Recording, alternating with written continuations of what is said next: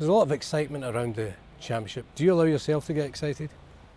I'm not sure excited is the right word, but I've got a level of anticipation where, on the back of the last tournament where we maybe expected too much and didn't get what we wanted, going into this tournament with pretty much the same core squad. I'm excited to see how much we've improved, and hopefully we can go into the tournament and show everybody that we have improved. You mentioned the core squad there, Steve. A lot of them played at the previous championship. What sort of difference will that make going into Germany?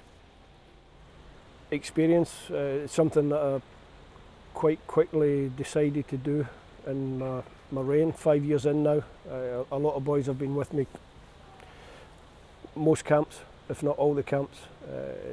They know better about international football, they've had a taste of tournament football, so they know more what to expect going into this tournament, and hopefully we can see the fruits of our work over the last 3 years since Euro 2020. Sure.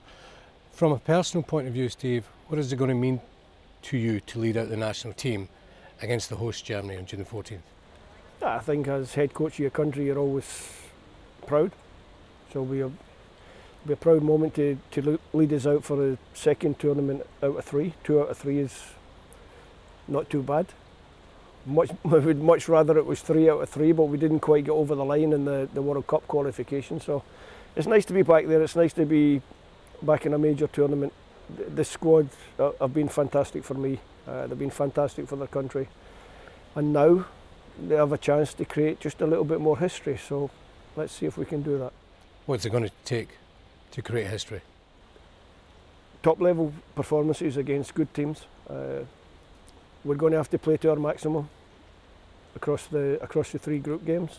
I believe if we play to our maximum and we get the right amount of football luck that sometimes you need, I believe we can do it. So that's something for us to aim for. That opening game against Germany, Steve, there's going to be a big global audience. How do you insulate the players from that outside noise? Probably with great difficulty, but it's very important for the players, and now we have the experience in the squad. Now we understand what a tournament's like.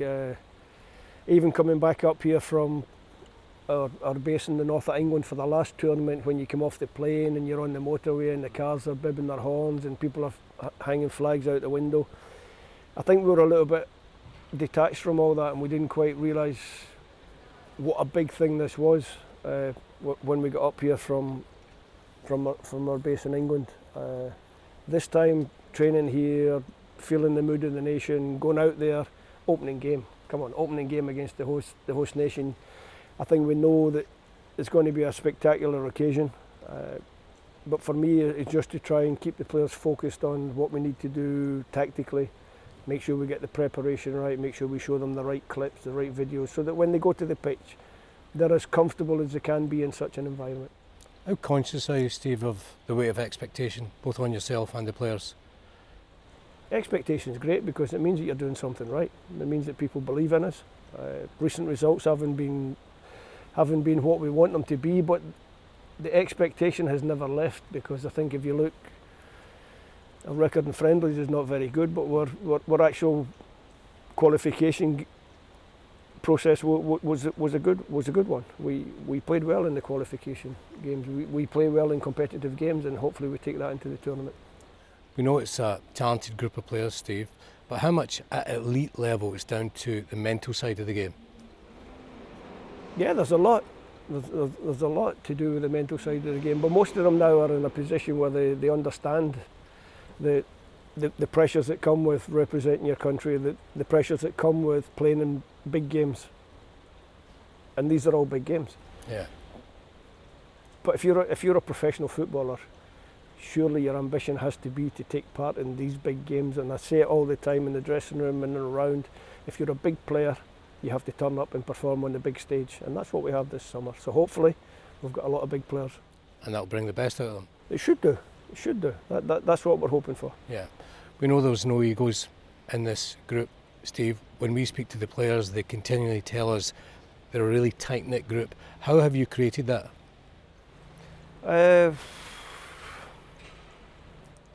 If I'm really honest, I don't know. But probably just by being myself, just by working the way that I like to work, bringing the same core group all the time, so it means that you can change 3 or 4 around the outside, but that core group remains, and they've been very good at welcoming in other people into the squad, and gradually the core group's got bigger and bigger. They turn up, they enjoy it, so obviously we do the right things on and off the pitch, so a lot of credit to the staff that people don't see. So you see the coaching staff, obviously what we coach on the pitch you can see with John Carver and James Morrison, Austin, Chris Woods. You can see the results on the pitch. Off the pitch, you've got people led by Graham Jones, who's the performance director now, I think his title is. The staff off the pitch obviously make it a really comfortable environment, so from the masseurs to the doctors to the chefs to the guys that do the analysis for us. So everybody is contributing to create this atmosphere where the players enjoy, so long may that continue. You mentioned earlier how it's a different feel to the last tournament during COVID. You're basing yourself here in Scotland for as long as possible before you head out to Germany.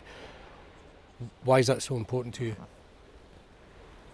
I think it's a way of saying thank you to the fans. It's a way of saying thank you to the Scottish public for the backing that they give us. There'll be some training sessions that hopefully that can be open and people can come and watch us. They can watch us train, they can watch our preparation. It will give the players a feel for the mood of the nation. You mentioned excited, you asked me if I get excited, but I think it's important for the players to feel that excitement building, and for the players to be mindful of the fact that yeah, it's a big occasion, so let's puff the chest out and go out there and do as well as we can. You've got these 2 friendly games coming up. How important are they before you head out?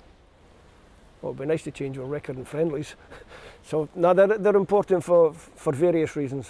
Obviously, we have a number of players in the pre-selection who need some minutes on the pitch. The championship boys, some of the championship boys in England finished in the first weekend in May, so they're going to need minutes on the pitch. Probably off the top of my head, you're saying Lyndon Dykes, Ryan Porteous, people like that. You've got players who are on return to play from reasonably medium-term injuries who will need some minutes on the pitch. So the first game we can use for that. The second game will probably here, hopefully in front of a full house, a big send-off game. Will be closer to the starting 11 for the tournament, but might not be the starting 11 because there's always things that you can change or tweak.